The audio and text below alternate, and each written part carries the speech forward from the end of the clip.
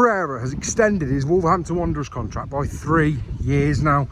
It's no surprise. This news broke yesterday. I did do a video on it yesterday, but now it's basically all but confirmed with the final details. I thought it made sense to do one now. So, wow. We're going to be speaking basically about my opinions on it, my opinions on sort of the fan reaction to it, and just generally the news itself. Now, a 3-year deal. So, it is a 3-year deal. It's a very interesting deal in itself, really, given the fact that, let's be honest, he hasn't failed. I wouldn't say he's failed, because ultimately he was brought in on an 18-month contract to keep Wolves up. Did he keep Wolves up? Yes. So, he fulfilled his first aim at the club. Now, has he failed overall? It's looking that way, I have to say. Wolves winless in 8 league games.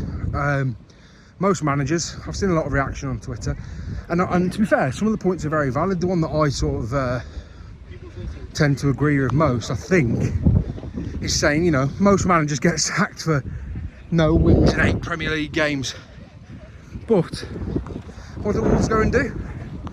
They extend his contract, don't they, by 3 years.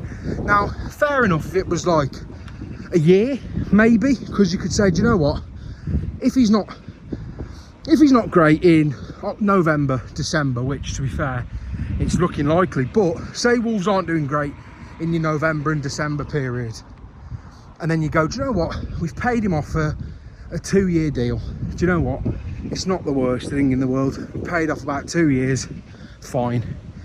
But to then currently extend his current contract, which runs out at the end of this season, by 3 years, it's just baffling, to be quite frank. And I think this video is a very raw one. As you can tell, I'm very perplexed at the situation, I think, as I walk past the Steve Bull.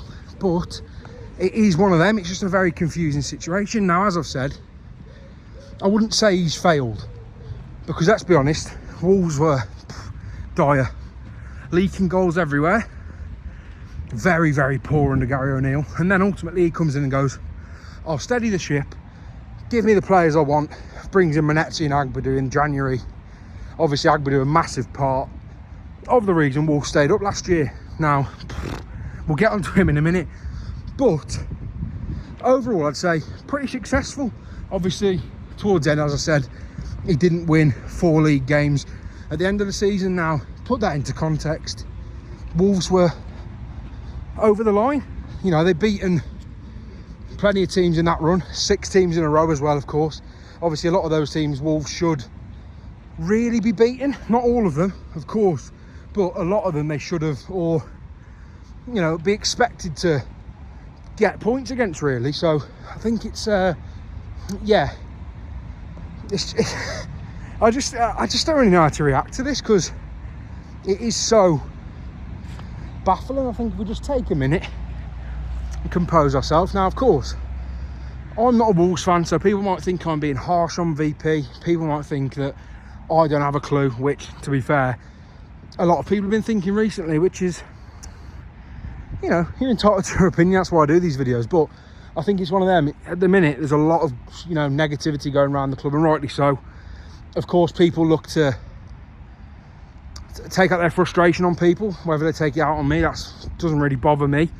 But they're taking it out on each other, and I'm seeing a lot of Wolves fans bickering with each other on social media at the minute. But I just want to get back to the actual task at hand. Now, in terms of Vitor Pereira, as I said, very likeable character. And one thing that Vitor Pereira did so well that many managers at loads of clubs, especially at Wolves since Nuno, really, I think Lage and O'Neill to an extent did get it, to be fair, O'Neill, but in terms of uniting the fans, not many managers have done that at Wolves. They really haven't. And Vitor Pereira, you know, for all his flaws this season and towards the end of last season, that's one thing that you cannot doubt, is the fact that he did unite the fan base.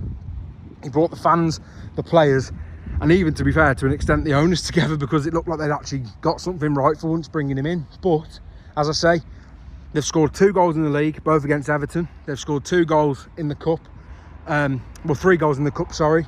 Obviously knocking West Ham out, you know, a positive result, but still conceding 2 to a West Ham side that are very, very poor is yeah, not great in itself. But as I say, I don't think it's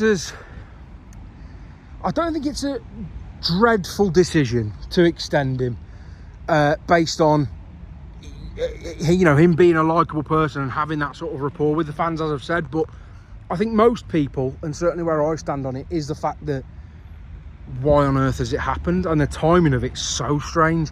I mean, all of this coming out, and Wolves will confirm it imminently, I'm pretty sure, and we will speak about Strand Larsen a little bit in this video as well, and the news surrounding him. But you know, the timing of it, when Wolves are sitting on 0 points, announcing that he's getting a 3-year extension is just beyond me, to be quite honest. Obviously it's not been officially confirmed yet, but I'm sure it will be. And I think in terms of a manager, as I've said, I don't think he's, you know, tactically anything special. I think he's very tactically limited. We've seen that.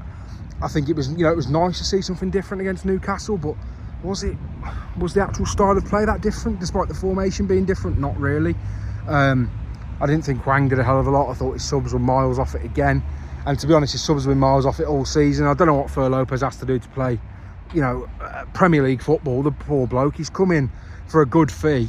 And every time he's played, he's impressed me. I've been calling for Lopez to start for weeks, and I'd love to see it against Leeds, but I can't see it happening. And I just think his decision-making has been so poor, and it almost felt like in certain, you know, aspects of the game, it feels like, you know, Vitor Pereira has very much changed his, what's the word, sort of his demeanour, really. I think when he came in, he was this fresh, exciting, upbeat, positive manager, and I don't think he's really been that. I think recently we've seen him start to crack a little bit, and rightly so. Who wouldn't at Wolves, working under those owners with that transfer window as well?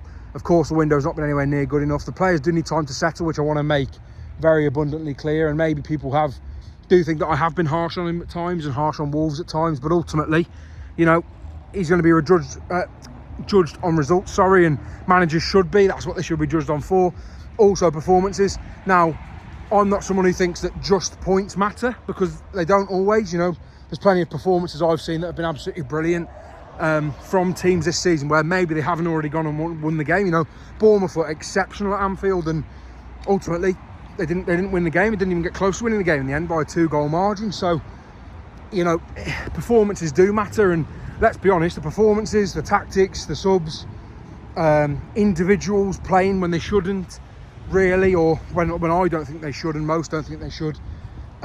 It's all just a culmination of mistakes and poor management, and also poor ownership as well. So I think there are a lot of, you know, negatives with this contract, but I don't want to be too negative in this video. I know many of you get frustrated recently with me being slightly negative, but I don't see how there's that much to be positive about, to be quite honest with you. So I'll just tell it how it is on this channel, and if you do enjoy the videos, please like the videos and subscribe to the channel as well.